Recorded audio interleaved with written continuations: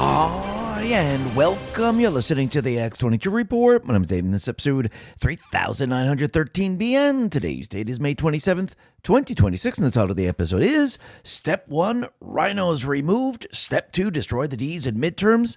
Leverage. Step 3, retribution. Now, the debt keeps climbing, and you're watching what the Fed is doing. You already know they're out of easy answers. Bitcoin was built for exactly this environment. A fixed supply, no central bank, no one can print more of it, and you can hold it inside a proper retirement account with all the tax advantages that come with that. With My Digital Money, you get a crypto IRA with your assets held in cold storage completely offline. A regulated U.S. custodian and a real U.S.-based team you can actually get on the phone. You can also hold fractional precious metals alongside your crypto in the same account. But the core is giving you direct protected exposure to digital assets inside your retirement strategy. If you've been waiting for a smarter way to position your retirement for what's coming, go to mydigitalmoney.com, enter X22 in the promo code field, and you may be eligible for a promotion up to $200 based on your investment amount. That is mydigitalmoney.com. Let's get into the economic collapse, political and geopolitical news. Now, the deep state, the corrupt politicians, big tech, fake news, the puppet masters, you can see they're having a very difficult time. Trump has put a plan together to go after the deep state players. And that's exactly what he's doing step by step by step.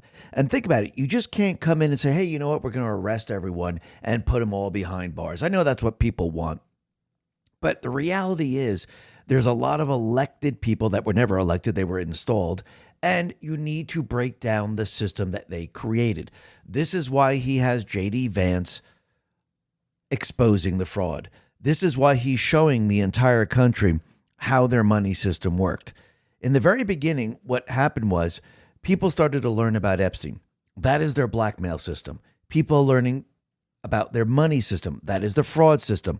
And then it's much, much larger than anyone could ever imagine. It's not just a couple of people that came into this country illegally and they're, funneling money around.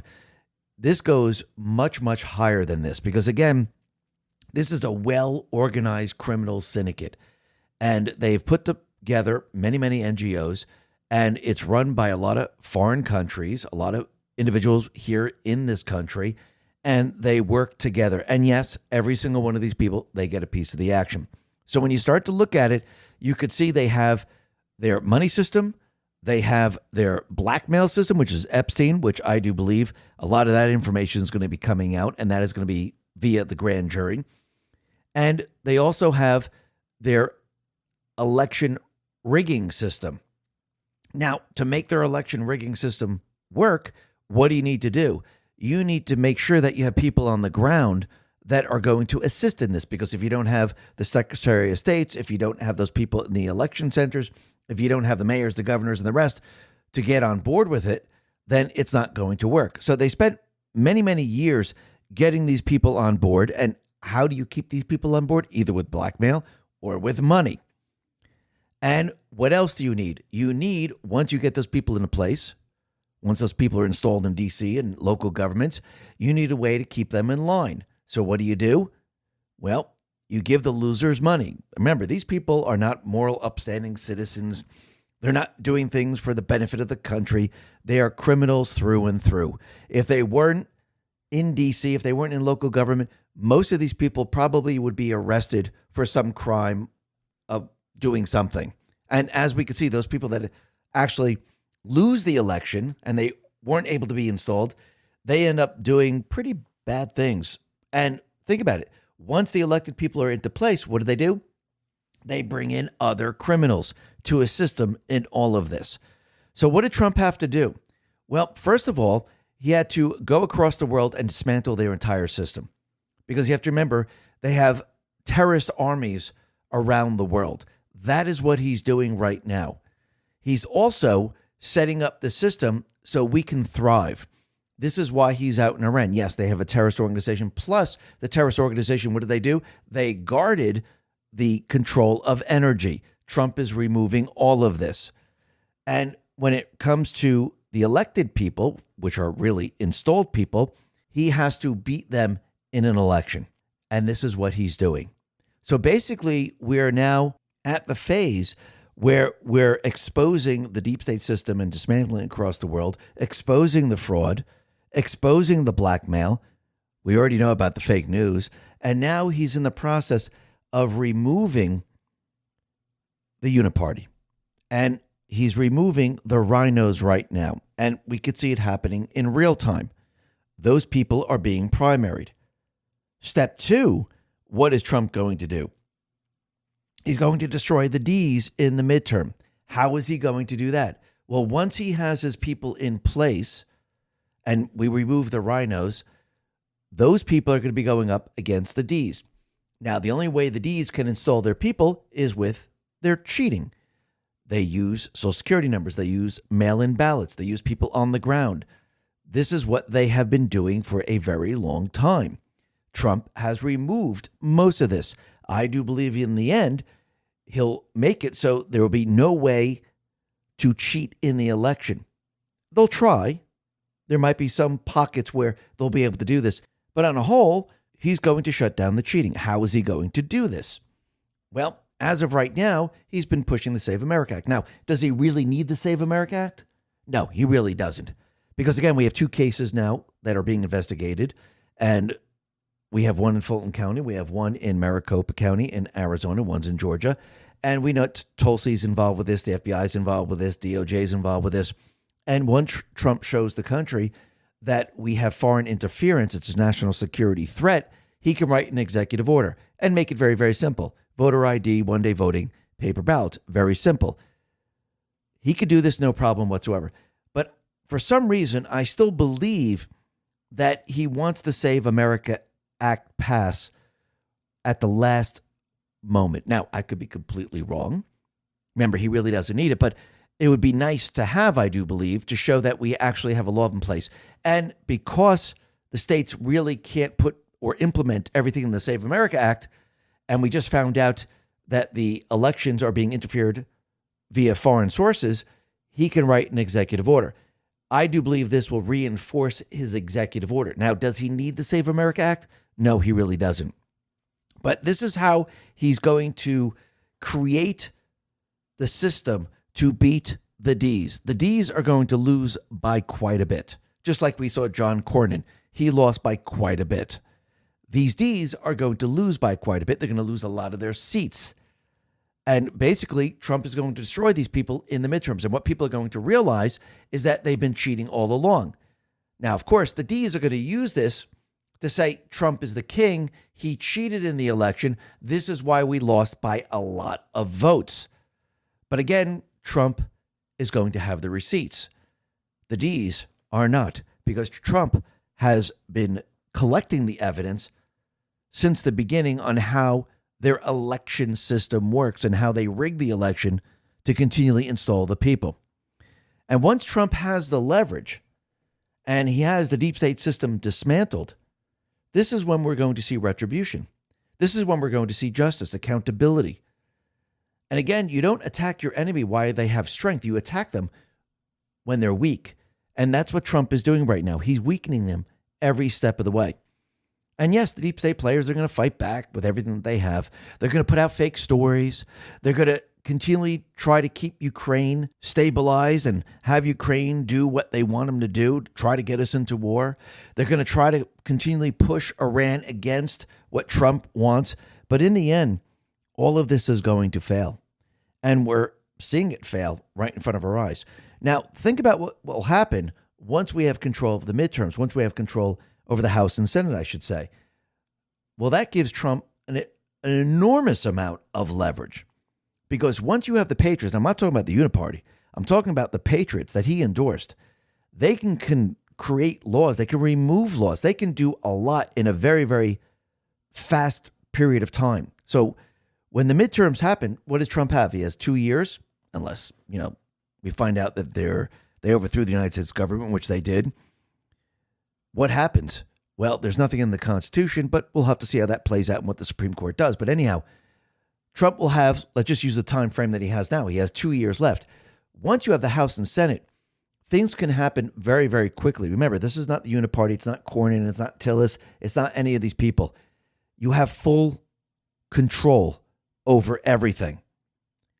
Think about how quickly he can do things. How fast do you think his nominees are going to be confirmed? It's going to happen in a day. That's how fast these things are going to happen. Think about all the laws and everything that he wants passed to secure the country. That is going to happen very, very quickly. Because in the end, what's going to happen is that pushback that we used to have, it's not going to be there.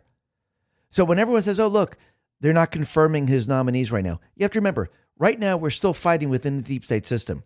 We're still fighting with the judiciary. We're still fighting with the Ds. And instead of saying, okay, let's bring up this nominee, let's try to have confirmed, and then have the Senate not confirm. Remember, these are the people that Trump wants. These are the people that he's saying, these are people perfect for the job. Why would he sacrifice his pieces right now with the Senate that we have? He wouldn't.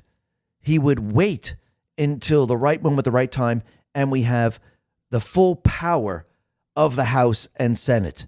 Because we can move at lightning speed.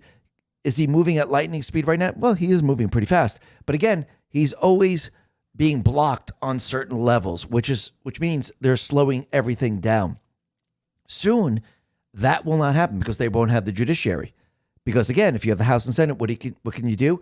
You can remove a lot of the corrupt people. Actually, I think a lot of these people are going to resign or retire. And the rest of the people are going to be impeached.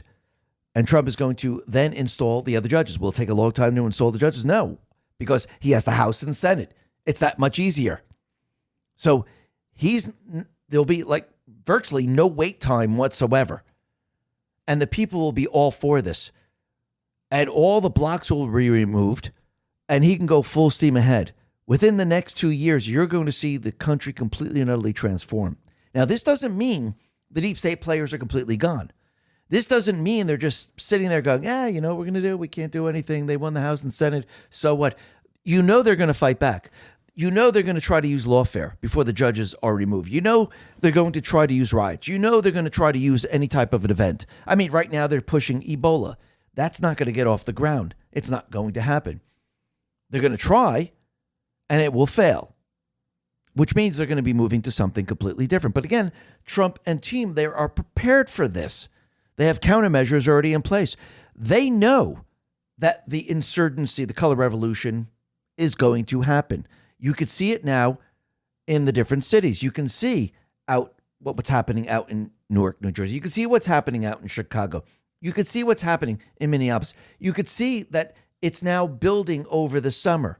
Because what are they trying to do? How do you push a color revolution? How do you push an insurrection? You need a martyr. You need something to basically play on. And that's what they're trying to create right now. That's what they're trying to push because they need something. Just like if you go back to 2020, what did they need to push the riots in 2020? They needed someone, and they got George Floyd, and they played that up. That's what they're trying to do now. They're trying to set it up so they can get the same thing, so they can then push the entire insurgency and push the riots. So they just need that one incident, and that's what they're waiting for. Just like they had it with George Floyd. They pushed it to the extreme. They took a criminal who had a rap sheet, and they used this individual. And they're trying to do the same thing again. But again, Trump knows how insurgencies work. This is why he's created the counterinsurgency. That's the whole point of all of this. But you can see step by step, what is Trump doing? He's winning every step of the way. That is what's happening. And you could see that, yes, Trump at this point still has blocks. Because again, we don't have control over everything. The deep state players still has their players in place. And remember, they built protection levels. So each level, they have protection. So if one level is dismantled, they have another level to take its place. Trump is removing each level at a time, but they still exist. I mean, take, for example, what happened with the Supreme Court with the CDL licenses. Florida decided to sue California, and this is a state suing another state. And when this occurs, it goes to the Supreme Court. And the Supreme Court's supposed to make a decision. But the court declined to even hear Florida's claims, even though there's nowhere else to bring them because they're supposed to bring them to the Supreme Court. Justice Clarence Thomas and Samuel Alito blasted their Supreme Court colleagues for ducking a pivotal interstate dispute over issuing commercial driver's licenses to illegal aliens who can't read or speak English. The verbal smackdown came about in High Court's most recent order list, in which the justices disclosed which cases they will not be taking up and hearing arguments in during its upcoming 2026 term. Among the rejected cases was Florida versus California and Washington, in which Florida sought to file a lawsuit against California and Washington for defying federal law by providing commercial driver licenses to illegal aliens who cannot read English. In his dissent, Thomas highlighted one of the strategies stemming from the Sunshine State, in which a CDL licensed Indian national crashed a tractor trailer into a minivan on the Florida Turnpike, leaving 3 dead. As noted by the justice, law enforcement later discovered that the illegal alien likely could not read the road signs due to his inability to comprehend basic English, circumstances in which federal law bars states from issuing CDLs. Turning to the jurisdictional issue, Thomas cited the Constitution, which gives the Supreme Court exclusive original jurisdiction over a Florida's suit because it involves one state suing another state. He further noted how Congress has made the court's original jurisdiction exclusive in all controversies between 2 or more states, and expressed doubt that this court has discretion to refuse to hear cases within its exclusive original jurisdiction. The only statute addressing this court's jurisdiction over these kinds of cases nowhere contemplates a process of discretionary review, he wrote.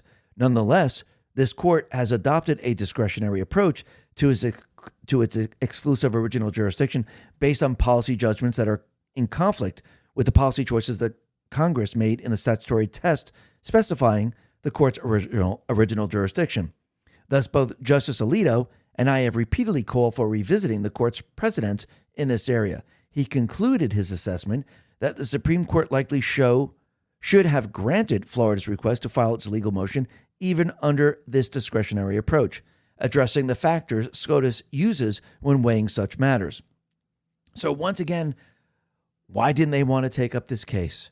Think about that for a second, because then it shuts down their entire system. And it shows that they were wrong. And these are the blocks that are still in place, that we're still battling. But every step of the way, Trump is removing these protection systems. And one of the last protection systems is the judiciary and parts of the Supreme Court. Because again, what were they doing? They were beginning to pack the Supreme Court. And those people that are saying, well, Trump put some people in there that aren't doing what he said. Remember, at that time, what did the deep state players do? They told Trump, these are the people that you choose. And this is why he put certain people into place.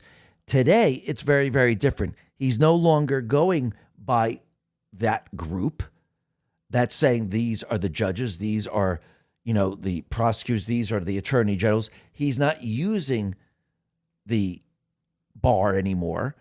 He is now deciding on his own, separate and apart. And back then, the Republican Party was also dictating what he should do. At this point, he's no longer following that same plan. Now he understands how the system works. Now he understands that it's corrupt. Now he understands what's really going on. So I do believe in this first term, what he did, yes, he had to set things up. He had to prepare the country for what was coming. He had to make sure that the military was on his side. He needed to capture all the evidence of the deep state and how they were going to overthrow the United States government. Remember, this is a rebellion against the people of this country, a rebellion against the Constitution. That's what we're witnessing, and it's an insurgency.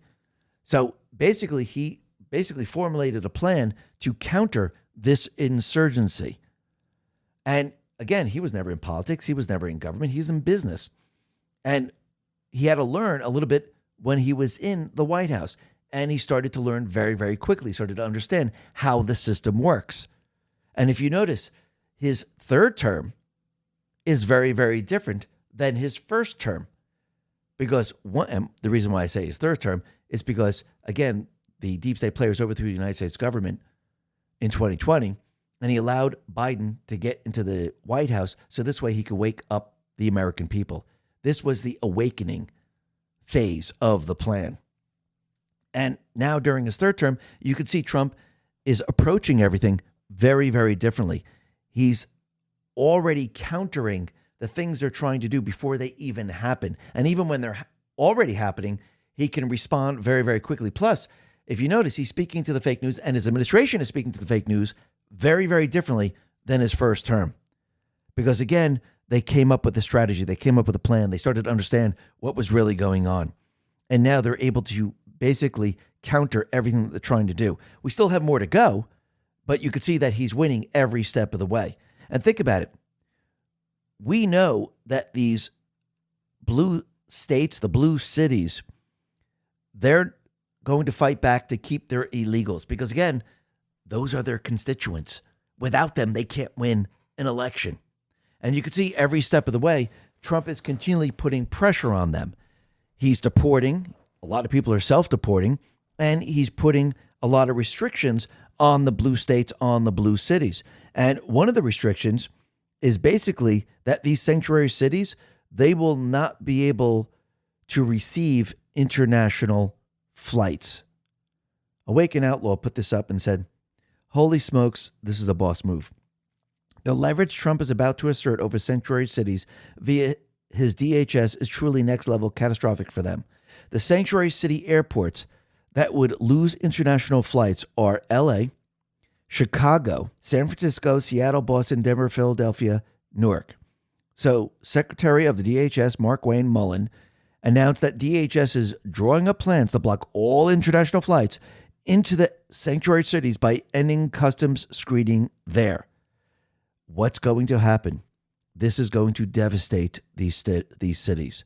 See, the Trump administration right now is putting as much pressure on these areas as possible, bringing these areas to their knees. Remember, the fraud is drying up. The extra money that was coming into these areas is drying up very, very quickly. Percent is tracking everything down now.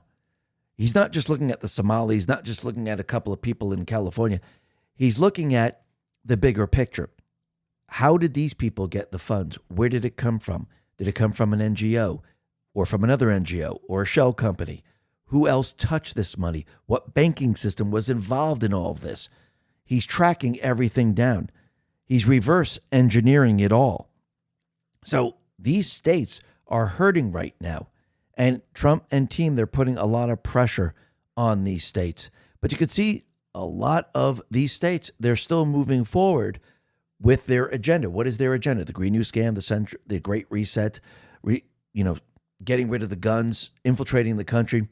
Remember, these people that are still in place, they're still following the same plan that they've been following. This is why you see Wes Moore, where he signed a bill to ban Glocks in Maryland, which is absolutely ridiculous. And what do you think is going to happen? Yes, he's going to be sued. And that's already started. The NRA is already suing Wes Moore, who's the Democrat governor of Maryland. And banning a weapon is repugnant to the Constitution. It's an infringement on our rights. So it's automatically null and void. I don't think this case is going to take too long because you have to remember, in the past, when you had the protection systems in place, we had the judiciary, you had the DOJ, this might have been okay. Yes, there'd have been lawsuits, and it might have taken a very long time to get a ruling. And I don't even believe the DOJ at the time would even follow up on this. Now we have DOJ 2.0, and we have a Second Amendment division. Now the DOJ is going to go after these states that infringe on our rights. So now it's the opposite of what is happening, and the DOJ is now protecting the Constitution. This state now is out of line, and the DOJ is coming in to put it back in line. Now, they'll fight all the way up to the Supreme Court, and the Supreme Court's going to rule, yeah, you're out of line. You can't have this law. And eventually what's going to happen is all these gun laws that they put into place in all these different blue cities, they're all going to start to disappear. I mean, that is the main plan, to remove unconstitutional laws that are on the books right now. Why else would you have the Second Amendment division? Why would you restructure the entire DOJ? Because DOJ was put into place to do what? To protect the people's constitutional rights. Remember, we have a contract, and they must follow the contract. So once again, you can see everything is about to change. And as of right now, that law is going to be null and void. But the other thing that you could see is that the deep state leaders across the world, they're not having a very good time. Remember the Prime Minister, Pedro Sanchez, who is bringing in all the illegals into the country? He's opening it up. Well, it seems like he's having a little bit of a problem right now. And Eric already put this out. Spanish police have just raided Prime Minister Pedro Sanchez's Socialist Party headquarters to gather documents regarding illegal financing of the socialists. Socialists always get exposed as corrupt in the end. Time for Spain to wake up.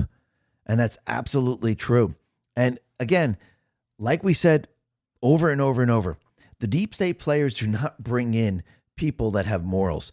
They install the criminals that they need to do their dirty work. And we can see this is exactly what's happening across, not just in this country, but across the world.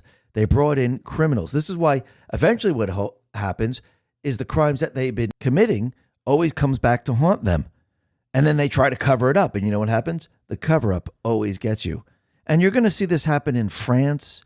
You're going to see this happen in the UK. You're going to see this happen in Germany. You're going to see it happen everywhere. And you can see all these installed politicians, they're having a very rough time. I mean, if you look at France right now, you could see Macron, his approval ratings are plummeting. He's at around 23%. And French voters now consider him a good president, while 76% disagree.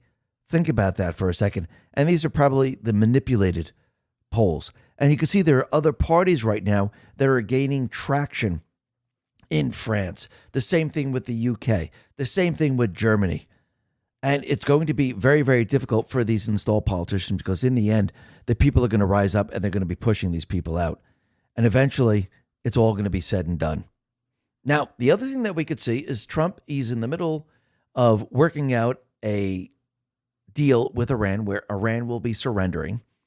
And what's very interesting, and we mentioned this yesterday, Trump mentioned that he was going to go to Camp David. And he said this the last time when he was going to meet with the Taliban. Remember, Camp David doesn't keep visitor logs like the White House. You can meet people in private. And Trump, from the past, really doesn't like Camp David because, again, I do believe most likely it's probably bugged up the wazoo. And we know there's a lot of leakers in Camp David. Trump really likes to go to his own places like Mar-a-Lago or Bedminster or many other places like that. This way he could have his privacy. But what's very interesting is he did mention it yesterday, and then all of a sudden he decided to cancel it. And this is what he put out. Based on the possible bad weather conditions tomorrow, we will be having our cabinet meeting in the White House, and we'll be postponing the cabinet trip to Camp David. Thank you for your attention to this matter, President DJT. Now, once again, you don't think the White House knew what the weather was going to be? You don't think the White House knew that it was going to be stormy? Of course they did. But the question is, why did they do it? Well, it looks like they didn't bring anyone in, so they didn't care about the visitor logs. What were they trying to do here? I do believe they were trying to catch the leakers, and Trump set them up.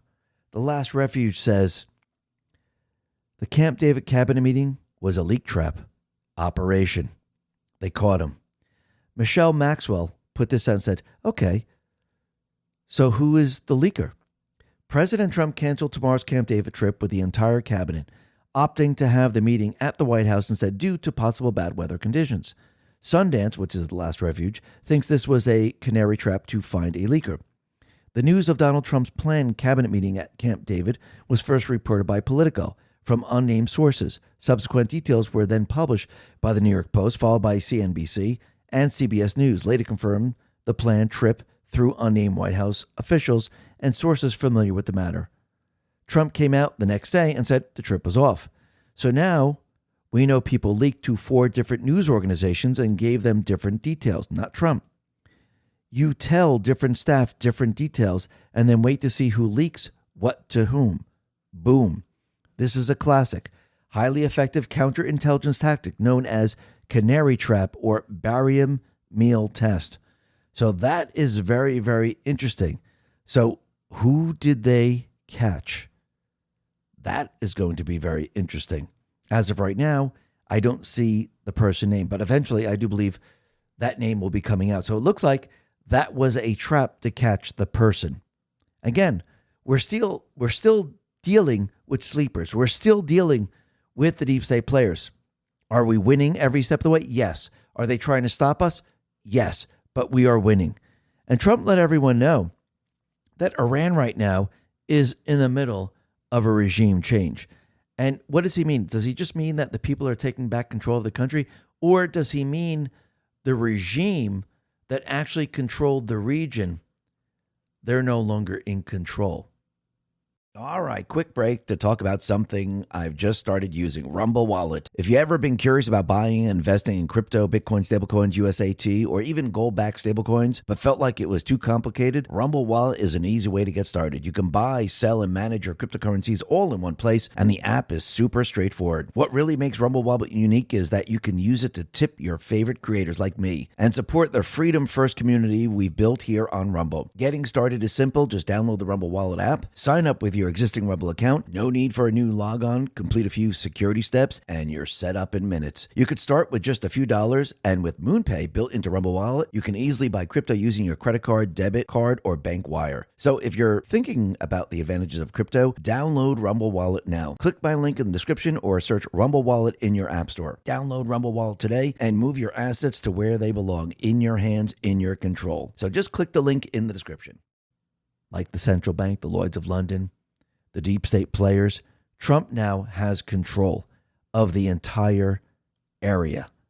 I do believe that's one of the parts where he says that there's been regime change. Yes, the other part is you're going to see a brand new government form in Iran, and this new government is going to work with President Trump, just like the government of Venezuela. And I do believe in the end, he will have Iran sign the Abraham Accord because he's pushing this very, very hard. So Iran, they tried another slick move in regards to the deal that they're making with the United States. Iran was claiming that the MOU would have the U.S. withdraw forces and lift the naval blockade in exchange for the regime restoring commercial traffic in the Strait of Hormuz within a month, with all ship traffic managed by Iran, and that this would become binding with the United Nations Security Council resolution. The proposal allegedly includes demands tied to Iran's nuclear program and future enforcement measures, while also calling for $20 billion in frozen funds to be released as part of the deal. Does anyone believe that? Why would Trump allow Iran still to control this area? Why would Trump give them billions of dollars? Why would Trump allow any of this? Trump has all the leverage. They have none. This doesn't even make sense. Well, the White House decided to respond to this, and they pretty much decimated what the Iranian state TV put out there. This report from Iranian controlled media is not true, and the MOU they release is a complete fabrication. Nobody should believe what Iranian state media is putting out. Facts matter. And here's some more. Trump said negotiations are proceeding nicely and he's made his red lines clear. Trump will only make a good deal for the American people, which must ensure that Iran can never have a nuclear weapon.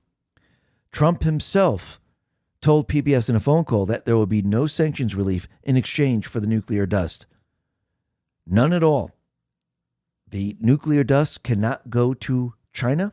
The nuclear dust cannot go to Russia. The nuclear dust must be inspected by the U.S. It must be returned to the U.S. or destroyed in Iran with the United States there so they could take a sample. So once again, you could see the deep state players, they're still trying to push all of this, but their propaganda is failing every step of the way. Remember, they don't have any leverage. Now, if they would like to continue fighting, that's fine. Trump has been tracking all these people. They know exactly where they are.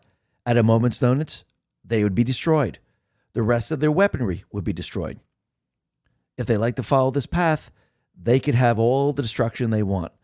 But I do believe those people that Trump is dealing with right now, who've most likely gained a lot of power within Iran, Trump is now dealing with the actual government and not with the IRGC. I think the IRGC is about to be removed. Now, they might still have their propaganda networks still pushing the propaganda, just like we have here in the United States. Trump is the president. We have control of the executive branch. Soon we're going to have control of the House and the Senate. But what do we still have? We still have the deep state players controlling the fake news. Now, Trump has the ability, and which he's been doing, to counter that fake news with what? With the social media platform, True Social, with X, with Rumble, and many other ways. So, yes, you might see propaganda coming out of Iran. It doesn't mean that the propaganda media is actually in control. They're still receiving propaganda, but I do believe in the background, the new government is already being formed and they're the ones in control. Just like Trump is in control now, but the propaganda media still pushes out what? Propaganda. So that's what we're seeing in Iran right now. And if you notice, Trump has now put this same truth out 3 times. He keeps reposting it. Let me read it. If Iran surrenders, admits their navy is gone and resting at the bottom of the sea, and their air force is no longer with us, and if their entire military walks out of Tehran, weapons dropped and hands held high, each shouting, I surrender, while widely waving their representative white flag, and if their entire remaining leadership signs all necessary documents of surrender and admit their defeat to the great power and force of the magnificent USA, the failing New York Times, the China Street Journal, which is the Wall Street Journal, corrupt and now irrelevant CNN, and all other members of the fake news media will headline that Iran had a masterful and brilliant victory over the United States of America. It wasn't even close. The Democrats and media have totally lost their way. They've gone absolutely crazy, President DJT. Now, this tells me at this point that Trump already has this deal.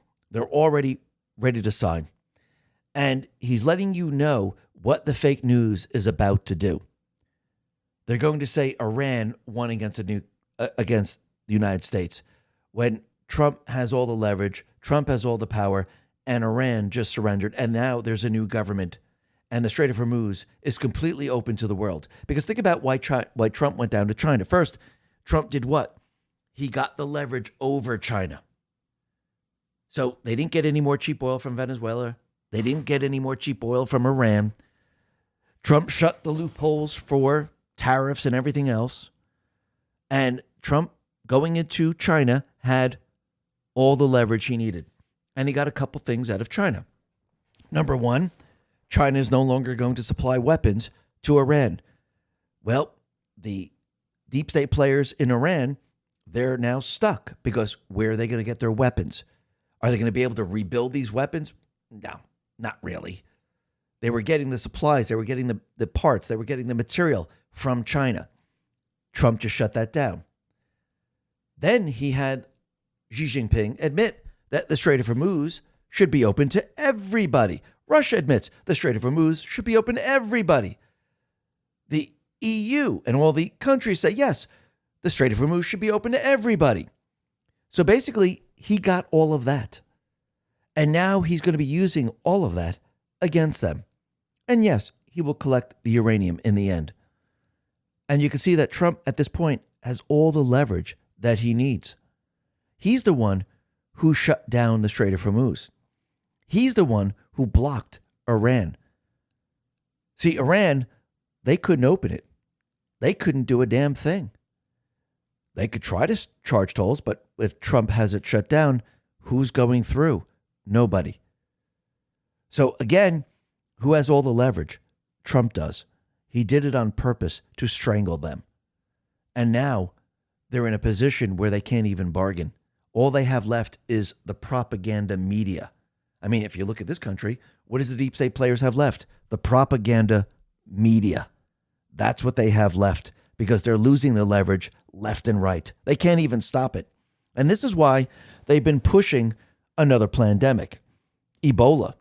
Now, the Trump administration, they're reportedly sending U.S. officers to an Ebola quarantine facility in Kenya. Now, Kenya, very interestingly, Obama, they have no reported cases of Ebola there, but they're setting it up. And it looks like Kenya right now is closing their border to the Democratic Republic of Congo. And you can see the WHO, they're continually pushing this over and over and over. But I think what's going to happen, because people have learned from the last pandemic, that the people are not going to go along with their plan. Yes, in the very beginning of COVID, people were afraid, people were scared because that's what the deep state players do. They use fear to control you. And they were able to get that control. But as time went on, Trump countered their plan and the fear went away. And then people started to look back in time and they realized that they were tricked. And they started to realize everything they were saying was fake, phony, and false. So since people now realize this, do you think they're just going to fall for the next pandemic? And it just so happens the pandemic is happening during the midterms? Very interesting. Which means the deep state players are going to have to change things up. And I do believe that brings us back to the cyber attack, which they're trying everything they possibly can do to get this off the ground. But if Trump is having peace around the world, it makes it that much more difficult to do. Now, the other thing that's very interesting is that there's a little bit of misinformation and disinformation that has come out. So Aaron Siri put this out and said, Trump admin just filed a brief in the U.S. Supreme Court betraying religious liberty by arguing it is perfectly fine for employers to have policies that allow medical but not religious exemption to vaccination requirements. So this is what they're reporting. And then we had Rob Schneider respond to this post, and he said, this is a stunning betrayal to all the Baja supporters of this administration. Now, there is a problem with this because you got to read everything all the way. And MJ Truth Ultra explains. He says, this is why people should read things for themselves. Aaron Siri's tweet is misleading. The Trump DOJ brief does not say at all that medical exemptions are fine, but religious ones aren't. It actually says Title VII requires reasonable religious accommodations and would preempt any state law blocking them. In this case, they made a narrow call to skip Supreme Court review in the one old, already repealed New York case because it's a weak, fact-specific dispute. Full exemption versus other options like reassignment. That's not worth the court's time. The brief explicitly states the opposite of Siri's framing on the core legal principle. Petitioners are correct that if New York law foreclosed any consideration of religious accommodations, it would be preempted by Title VII. Title VII would preempt a state law that precludes an employer from attempting to reasonably accommodate an employee's religious practice. So once again, when you look at this, now what Aaron Siri is saying is false. And once again, Trump is not betraying anybody. Now, the other thing that's very interesting is that the deep state players, they're trying to push the idea that Trump has medical problems, that he falls asleep, and they're trying to use this against him. Just like when we were looking at Biden, and Biden actually did have a medical problem. Biden did have a cognitive problem. Biden did, stutter and jibber jabber and everything else. They're trying to use that on Trump. And once again, this is completely and utterly failing. Remember, Trump had a 6-month physical at Walter Reed. Everything checked out perfectly, he says. And he has no problems whatsoever. But Aaron Rupar put this out and said, Dr. Jonathan Reiner, the president has severe daytime somnolence. He falls asleep very often. He falls asleep in the Oval Office on multiple occasions with people talking to him in the cabinet room. And I was concerned yesterday that he might have fallen asleep at the Arlington National Cemetery during Memorial Day observance. Chronic insomnia is a severe illness. It can result in an increase in risk of dementia, decrease in cognitive effects in older people. Now, they're trying to convince people that Trump is falling asleep. Now, again, he doesn't even sleep. He just keeps working and working and working. And what's very interesting is that Rapper Response 47, the Trump admin, decided to respond to all of this. And it shows all the different CNN reporters sleeping at their jobs. Actually, their eyes are just closed, just like Trump closes his eyes, or he's blinking, and they capture that picture while he's blinking. Rapper Response 47 put this out and said, what's going on with Kevin Liptick, CNN's health? He's sleeping on air, shows a picture with his eyes closed. Then we have Dana Bash, CNN, falls asleep ahead of her 55th birthday next month. What is going on? She's on air and her eyes are closed. And then we have flashback. Fake Tapper appears to doze off throughout his show. Shows a still picture with his eyes closed and his head is a little bit tilted. Again, these are fake pictures. And this is what they're showing everyone. That CNN is pushing fake information as usual. And look how easy it is to stage these type of pictures. Trump, he put this out on Truth and says, aced cognitive test shows Obama 0 times, Biden 0 times, Trump 3 times. Think about that for a second. That should tell you everything you need to know. And again, they're trying to push this because they're trying to use what? The 25th Amendment, which is not going to work whatsoever. Because again, they don't have the narrative, and it's failing every single time. Just like Mamdani is going to be failing in New York City. I think the people of New York City are starting to really wake up now and starting to realize where their city is headed. Breckestol put this out and said, Mamdani says his admin will transfer ownership from bad landlords to nonprofits. For buildings that have suffered chronic neglect, we will work to transfer ownership to responsible stewards. Stewards that include community land trusts, nonprofits, or even the tenants. Now this is really scary. Honorable Vicky Palladino says, let's understand a few things about what's actually about to happen here if Zohan gets his way, which he almost certainly will unless courts intervene. First and foremost, Cia Weaver and DSA organizers will be unleashed with the full institutional and legal support of the city government to ramp up tenant complaints in targeted buildings. No complaint will be too small. No building will be too small. Everything will be treated as catastrophic. Full-scale demagoguery will ensue, complete with protests, run strikes, street theater, and harassment of property owners.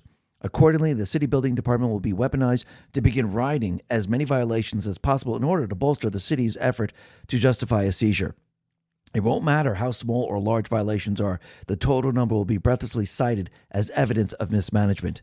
It will be impossible for landlords to clear these violations in good faith. The combination of weaponized buildings, department writing hundreds of thousands of dollars in fines, rent strikes, and constant threats and harassment against landlords by militant activists will make the situation untenable for any property owner to realistically fight back, and the city will seize their property. The landlord will be lucky to walk away without prison or in being beaten to death in the streets by angry mobs. Mamdani's buddy Hassan Piker referred to landlords, let the streets run red with their capitalist blood. But that's only the first half of the plan. And everyone needs to pay very, very close attention to the big picture here because it's hugely important and has national implications. The properties will then be turned over to nonprofits. This is no small detail. This, in fact, is the whole point. The idea here is to build up Mamdani's DSA-connected nonprofits with multi-billion-dollar portfolio of hard assets, New York City real estate. This portfolio could theoretically reach into the hundreds of billions or even the trillions, depending on how aggressive they get. Now, these highly political nonprofits would become the new land barons of New York, complete with all the political clout, leverage, and reach that goes along with it. It would be a true nightmare scenario. As it stands now, the nonprofits depend mostly on the largesse of grants, donations, and other third-party resources to stay afloat. They are lavishly funded, of course, and many do hold significant assets, but it would all pale in comparison to simply handing them the keys to New York City real estate empire, courtesy of Mamdani. The resources at their disposal would be immense. The organizing potential that goes along with those resources will have national implications. Every DSA candidate in every town and city in the country would be trained and funded, staffed by organizers with ties to the New York City nonprofit empire, backed by $1 trillion in free real estate. And they would be shameless in leveraging those resources for pure political power. That's the game plan here. That's the whole ball of wax. Mamdani isn't interested in making housing better for anybody. If he was, we'd be talking seriously about solving the NYCHA disaster. Hell, if he was even remotely sincere about seizing these properties from the bad landlords for the public good, he'd be focused on turning them over to the city itself, as misguided as that would be. No, this is about nothing more than consolidating political power for the DSA, just like everything else these people do, giving the DSA a massive war chest backed by seized real estate. Once you understand that they have no interest in fixing anything other than elections, it all makes a lot more sense, and it absolutely does. And again, this is what they're doing. They're taking the power away from the people, because once they go to the NGOs, the real estate can never be gotten back. it's going to be completely and utterly impossible. And basically, you're going to have a criminal syndicate controlling New York City. And then they're going to do this in every city. It's almost like the daycare centers and the hospice and the Medicaid, what they did across the country. They just followed the same exact model of money laundering. This model is going to be followed in all the different cities. Now, you have to ask yourself a simple question. Why would they have to approach it this way? Because remember, Trump now is shutting down what? Their money system. How do you get money? Well, it looks like they figured out a different way. And now this has to be shut down. But let's see how this all plays out. This is going to be very, very interesting because, again, she mentioned Hassan Piker, and it seems like Hassan Piker is in a little bit of trouble.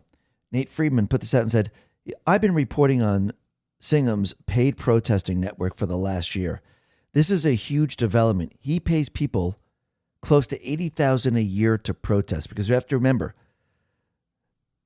this individual, Singham, he's living in China. He's a billionaire, and he's been pushing his agenda in this country. And Hassan Piker pretty much spilled the beans on him. So, Twitch streamer Hassan Piker appears to have committed an operational security mistake by publicly identifying American Marxist tech financier Neville Roy Singham, who has reportedly been living in China and has been linked by the New York Times to CCP-aligned propaganda networks as a major financier of pro-Marxist revolutionary NGOs operating inside the U.S. He then acknowledged that Roy lives in China and has been funding a vehicle for political movements and activism in the U.S. Stu Smith says, Hassan names Singham, PSL Answer, and Code Pink in one breath. One stream today, Hassan Piker discussed the reported Treasury scrutiny and said the broader target is probably Singham and his operation, naming PSL, the Party for Socialism and Liberation, Answer Coalition, Code Pink, and everything else. This guy's like singing like a bird right now. Arun McIntyre said, Piker is so stupid, he's literally lays out how an oligarch he met within Cuba is funding a Chinese communist effort to radicalize leftist NGOs in the U.S. He didn't even bother to cut a deal with the feds. He just blurted out all of it. And basically, he has no leverage. He has nothing. He's singing like a bird. I guess he's a little panicked, wouldn't you think?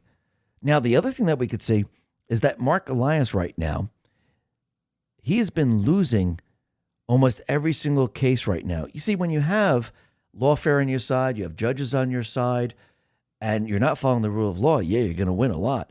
But once rule of law comes into place and actually you have judges that are going to follow the rule of law, and there are certain judges that will follow the rule of law, you're going to start to lose the cases.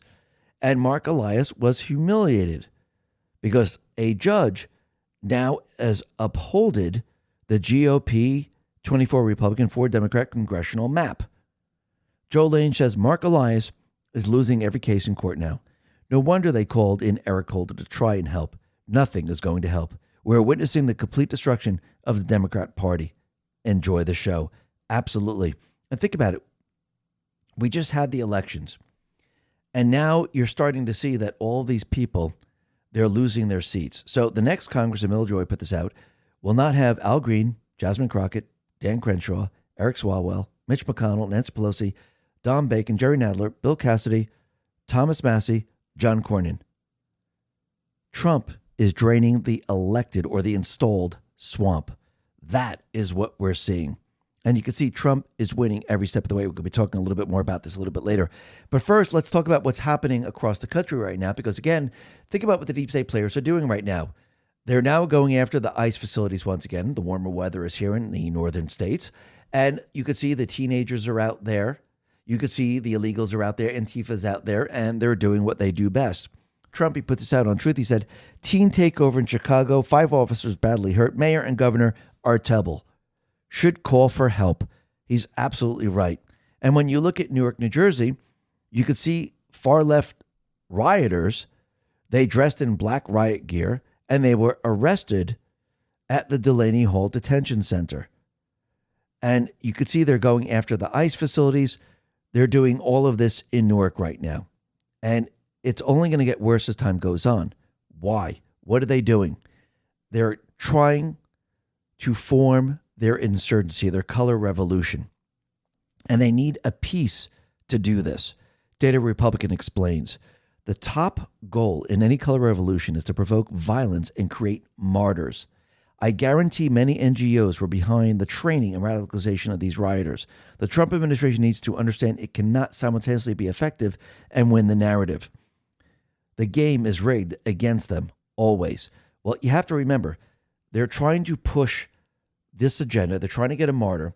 This way they can push their riots forward. Now, I do believe Trump, he knows this. The only way to stop an insurgency is with a counterinsurgency. That's made up of the president and the executive branch, the military, and the people. Once you have these three, you can counter what they're trying to do. These people are going to be doing this in, most likely, the blue cities across the country. They might try to enter some red cities, but I think this could be a little bit tough. So Trump knows that these people are going to be front and center, and you're going to know where all these people are. Is this going to make it a lot easier for the military? Absolutely. Why do you think Trump put everything into place? Why do you think he has the fast action National Guard? Why do you think he had the Supreme Court rule on the Insurrection Act? Because he put everything into place because he knows what's coming. He knows that this is where all this is headed. And the Supreme Court already ruled in his favor. And every step of the way, you could see the deep state players, they're always going to try to get out of the indictments. Comey did it in the first round. Same thing with Letitia James. Because again, you still have a protected layer. Now, what's very interesting, we mentioned this a couple days ago, Comey was trying to delay his court appearance to October. And it looks like, and Paul Sperry put this out, the judge has capitulated to Comey's demand for a 3-month delay, granting him a new October 21st trial date. So this way, again, what do you think Comey's doing? He's coming up with a strategy. He's delaying everything. Again, when you start to look at this, we have to look at the entire system. And they do have protected systems in place to protect the criminal syndicate.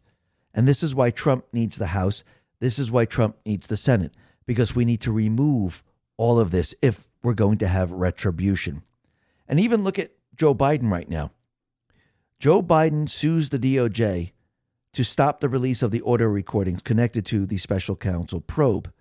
Trump responded and said a crooked politician. And Trump said during his cabinet meeting, there's probably a lot of juicy stuff in those recordings. I think people are going to realize how bad Biden was during this period of time. And he might have said certain things that make people question everything that's going on in D.C. and during the Biden administration. But let's see how this all plays out. But think about what J.D. Vance is doing right now. He is now exposing their entire money system, how the money flowed. And we know that Scott Bessent and others, they're tracking the money back to the NGOs, to mayors, to governors, to CEOs, to many other people. Yes, it's going to go all the way up to Soros and Obama and the rest. Gunther Engelman put this out and said, Vice President J.D. Vance anti-fraud task force just dropped the hard numbers from the first 50 days. $22 billion in fraudulent small business loans referred for collection. $1.3 billion in bogus Medicaid payments deferred. $6.3 billion in shady government contracts stopped. $6 million in student aid scams blocked. Those all don't even include the 6-month hold on fraudulent hospice providers. Recovery from the $135 billion post-COVID theft and 450 charges, convictions, and sentences nationwide, including major Medicaid busts in Minnesota, Arizona, and California. This is real accountability. And again, these numbers are much, much larger. This is just the tip of the iceberg. And it looks like VP Vance just announced a new alliance with 15 state AGs to root out fraud in the government. Andrew Covett put this out and said he confirmed this is bipartisan, including offices from Connecticut and Oregon. Fraud should not be partisan. Everybody should care about rooting out fraud, saving the American taxpayers' money. And again, this is much, much larger than anyone could ever imagine. And I do believe that this goes all the way back to the source of the problem, and that is the Federal Reserve. Because again, where's all this money created from? From the Federal Reserve. When you have an open-ended credit card, it's very, very difficult difficult to control. Yes, you can put checks and balances. Yes, you can have all this. But eventually what happens is those checks and balances, they are removed later on. I mean, if the checks and balances are laws, it makes it a lot more difficult. But if you have an open-ended system, it breeds fraud over time. It might not happen right away, but over time, it will happen. Trump is building a parallel economic system, which is an income system. So the income that's being brought in via the tariffs, via the gold card, via energy sales and technology sales, you can't borrow the money. You have a certain amount of money to be used in this country. Now, I'm not saying there's not going to be mechanisms in place to borrow money if we're in war, or if there's a disaster or anything like that. But day-to-day business, as there's peace around the world, I don't believe we're going to be using that mechanism. And this is why Trump is shutting down the wars across the entire world. And you can see the deep state players, they don't want anyone discovering their fraud. Remember, this is their money system. This is how their system operates. This is why all the criminals are being instructed to stop all this.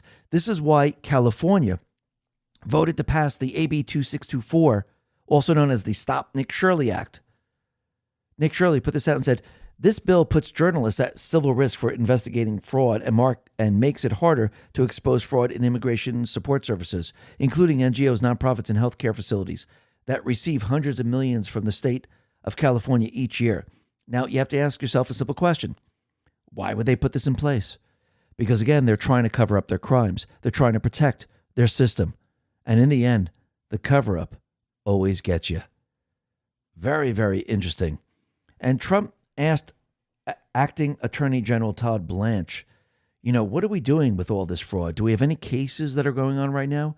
Overton put this out and said, Acting Attorney General Todd Blanche revealed that DOJ has already launched over 400 law enforcement actions targeting major fraud in just the last 51 days. And basically, you're going to see that this is going to expand quite a bit because Trump now is shutting down their entire money system. And this is why you have Mamdani creating a new system to gain assets, to use these assets to go up against Trump and the rest. Remember, Trump shut down the middleman, shut down USAID, shut down the NGOs. He couldn't shut down the Federal Reserve because that would destroy the economy right now. You had to wait until you had another system that was built, but you could shut it down in the middle. You can go to the states and shut down the money systems in the states. So if they're shutting all this down, yes, the deep state players, they have to figure out a way to get money. And it looks like they're going to attempt this in New York City. Now, if this works in New York City, every single city is going to do the same exact thing. But again, I think in the end, this is not going to work the way they think it's going to work. And I don't think Mamdani is going to get this off the ground because you're going to see a lot of pushback. Think about it. You're taking people's livelihood. You're stealing from them. Oh, sounds like a socialist system, doesn't it? Absolutely does. Now, the other thing that we could see is that Trump now has appointed Pam Bondi to White House AI panel. Bondi will be tasked with facilitating coordination between the government and AI companies on the panel. Bondi will also serve in a newly established advisory role on a national infrastructure. And a reminder in Last Refuge says that D&I Gabbard took control of AI integration systems and placed them under the ODNI as they pertain to national security intelligence. So this is going to be very, very interesting. It's also being reported that Pam Bondi has thyroid cancer and she's battling that. So our prayers go out to Pam Bondi. Now, the other thing that we could see is Trump now, he is moving forward with having the people in different agencies sign an NDA. And they're coming out with a draft standardized non-disclosure agreement template that the federal agencies could optionally use for both new hires and current employees. The goal is to reinforce existing rules against unauthorized disclosure of non-public, confidential, or proprietary information, citing recent examples like immigration enforcement details and U.S. operation in Venezuela. So it applies to new and current federal employees. Agencies can choose to use it. They can opt out. It's aimed at stopping leaks of confidential info to the press. So basically, this is just another form because once you sign this and you leak something, it shows that you knew the rules, you knew what was happening, you knew you couldn't talk about it, and you decided to do it anyhow. Now, are there laws in place now to charge people for leaking information? Absolutely. This is just another level. And most likely it should be done because once again, the people that are applying or working in these positions, they should know that if you do this, charges will be brought. So, you know what? Stay quiet. And there's just another form of protection. But let's see how this all plays out. It's going to be very, very interesting. Now, the other thing that we could see is that the RINOs, they had a very, very difficult time during the primaries in Texas. And what's very interesting, and Trump Rural put this out. Remember when Texas Monthly put this out and the Democrats said, with Kamala Harris as its new rival, the GOP, including in Texas, is flailing. Well, is the GOP flailing? No, the RINOs are. The deep state players are. You have to remember, the Ds support the RINOs. The RINOs support the Ds. They're all one and the same. So basically, you could see they're in trouble because Ken Paxton destroyed John Cornyn. And it wasn't even close. He demolished him. Alex Brushewitz says, this election style, the MAGA Patriots of Texas ended the political careers of three anti-Trump RINOs, John Cornyn, Chip Roy, and Dan Crenshaw. God bless Texas. And Trump is letting us know that he has a very good score in endorsing people. Trump endorsement tracker. U.S. Senate, 8 endorsed, 8 won, 100%. U.S. House, 101 endorsed, 101 won, 100%. Governor, 8 endorsed, 8 won. So basically, you could see that Trump, he's got it all. Out of 118, he got 118. Absolutely incredible. Now, the other thing is we could see that there are other people now running in these races, especially on the side of the Democrats, which I don't believe they have a chance whatsoever because, again, now people are starting to see that these people, they don't have common sense. They're still pushing the agenda of the deep state players, and Trump is going to continually call them out on all of this. Actually, Trump called out Tellerico, and he put this out on Truth. He said, this weak on crime, open border Democrat can never be allowed to represent the great people of Texas. His values are the exact opposite, President DJT. And he compares him to Alfred E. Newman. Remember, he was on the Mad magazines. So this is very funny, very interesting. So here are some of Tellerico's own comments in the ad. God is non-binary. There are many more than 2 biological sexes. In fact, there are 6. It is now existential that we try to reduce our meat consumption. The American flag is such a complicated symbol for most of us. Our southern border should be like our front porch. There should be a giant welcome mat out front. We need to sit and cry over our whiteness or your masculinity. I love the trans children. Tellerico is everything the D's have been pushing for a very long time. These people should never be in office. And I do believe they will not be in office because, once again, Trump and team, they're going to be putting into place safeguards. And one of them is an executive order to make sure that they can't cheat in the elections. And think about it. And C3 put this out. Donald Trump is the only president in history to have recess appointments blocked by his own party. The McConnell and Thune Senate majorities. Republican voters deserve to know the names of each senator who gavelled in for the 1-minute pro forma sessions to block him. Traitors. Now, I do believe that, once again, Trump knew that it was going to be very, very difficult to get all his nominees confirmed. He knew that there were certain players within the Senate that would push back on a lot of them. And I think these people, his team, he wanted these people to get in. He didn't want the pushback. For some reason, I believe that Thune has been holding this off. Why would you put all these people in front of a corrupt Senate and have Trump pick other people because these people were never confirmed? Wouldn't it be better to hold these people later on and get control of the House and Senate? And then once you have that control, have these people confirmed very quickly and accelerate the plan right after the midterms? I do believe so. I do believe that is the strategy he's using. And I think he's using the strategy of keeping the Save America Act to the very last moment. Now, like we said before, it doesn't really matter if the Save America Act is passed or not because he still has the executive order. Now, Joe Lange thinks that the Save America Act is not going to be passed whatsoever. But I do still believe that, yes, Trump is waiting for the last moment to ride his executive order on the Save America Act. But we'll have to see how it all plays out. But this is what Joe Lange put out. People still think the current Senate is going to pass the Save Act and end the filibuster. I said for a long time now, that was never the plan, and Trump doesn't need the Senate to do either in order for Republicans to win the midterms. Here's some breaking news for you. The midterms are already secured. But here's what most people are still not grasping. Trump is on a roll. He is single-handedly cleaning house in the Republican Party and handpicking MAGA candidates to replace long-sitting RINOs who are a roadblock to real progress, especially in the Senate. Do you really think that Trump didn't really already know that the Senate GOP would refuse to pass the SAVE Act or get rid of the filibuster? Both are going to happen. But they will happen after the new MAGA-controlled Senate takes place. Trump is now 8-8 in endorsement for the Senate in replacing incumbent RINOs who are backed by the GOP establishment. That's not a coincidence. And he's not done yet. In the near future, many of the long-term GOP establishment senators are going to choose not to run for re-election. They can already see the writing on the wall. Trump has already said that he is preparing an EO to force voter ID citizenship before the midterms. That EO is prepared to withstand the legal challenges the Democrats will file, but the SAVE Act will be passed in the Senate and codified into law after a new MAGA Senate takes control. The filibuster will finally come to an end too, thus removing the cover excuse for not passing laws that are supported by the American people.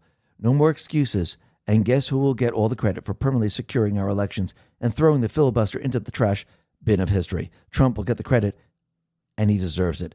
It will only add to his enduring legacy. Trump is already the greatest president in history. I completely agree with that. But let's see how this all plays out. No matter which way it goes, Trump has all the leverage. And think about it. Think about why they've been trying to stop Trump from the very, very beginning. Remember, we have the Uniparty and we have MAGA. Trump is an outsider. We, the people, are outsiders. They tried to stop the outsiders from taking back their country. Unseen One put this out and said, this is why they were deathly afraid of Trump for the last 10 years. This is why they impeached him twice. This is why some in the GOP establishment threw the 2018 midterms. This is why they stacked his cabinet admin in Trump 1.0. This is why certain people on the right counter-message everything coming out of his admin. This is why they're melting down daily. Trump is changing the country and the world. He's exposing decades of grift. He's showing that we don't have to live this way. He's shining light on unfixable problems that turn out to be simply fixed, if not exactly easily fixed. They have no defense for the truth. Turns out the border could always have been secured in days if they wanted to do it. Turns out, yes, we can deport illegals from the interior if they wanted to do it. Turns out, yes, we can require companies to not put poison into our food if they wanted to do it. It turns out we can send the poisoners of our children to the bottom of the sea if they wanted to do it. Turns out we don't have to live with mass migration if they wanted to do it. It turns out we don't have to hollow out flyover country and force our citizens to learn to code if they didn't want it to happen. Turns out we don't have to pay for the world's research and development costs for prescription drugs if they cared about our welfare. Turns out we don't have to allow widespread fraud in welfare programs if they don't want it. Turns out we don't have to fear terror-loving countries plunging the world into new dark age if they have a set of balls. Turns out we don't have to allow countries to rip us off in trade if they cared about Americans. Turns out we don't have to become woke to protect minority rights. It turns out we never had to do any of these things. They tried to convince us that this is the way. They tried to keep the illusion of their world going. But now Trump is ripping that illusion apart. And people are starting to see that we never had to live this way. It never had to be this way. And people are starting to learn that they've been running this criminal syndicate. And now the people are starting to understand that we are the outsiders. We're fighting a revolution. We're taking back this country from the criminals. And in the end, we're going to have retribution. We're going to have accountability. We're going to have justice, because that's where all this leads to. Why? Because the Patriots are in control. Listen, everyone, thanks a lot for listening. Be well, be safe, and especially be prepared. Thanks a lot.